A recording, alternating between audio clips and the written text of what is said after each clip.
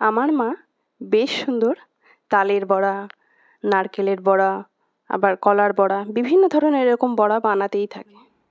তাই বাড়িতে গিয়ে মাকে বললাম যে তুমি আমার জন্য এবার আমের বড়া বানিয়ে খাও দেখি। হ্যাঁ, যেরম বলেছি মা অমনি লেগে পড়েছে আমের বড়া বানাতে। আমের বড়া বানানোর জন্য মা 500 গ্রাম মতো দুধ, সেটা ভালো করে জাল করে তার মধ্যে 2 প্যাকেট সুজি ভিজতে দিয়েছে আধা ঘন্টার জন্য। এরপর গাছ থেকে পাড়া আমগুলো বেশ ভালো করে জল দিয়ে ধুয়ে নিয়ে এটা একটা মিহি পেস্টের মতো করে নিয়েছে।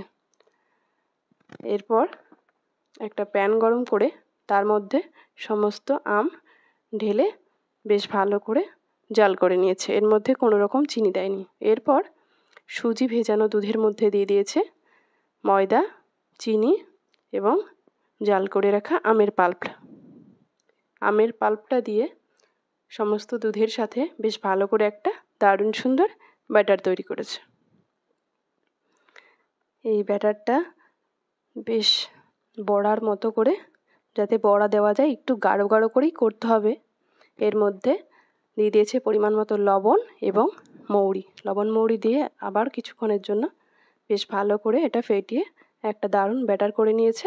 এরপর কড়াই গরম করে এতে রিফাইন্ড অয়েল দিয়ে এর মধ্যে দিয়ে দিয়েছে আমের বড়া তৈরির ব্যাটারটা। ব্যাটারটা বেশ ভালো করে বড়ার শেপে এভাবে একে একে দিয়ে এপিঠ ওপিঠ লালচে করে ভেজে নিতে হবে।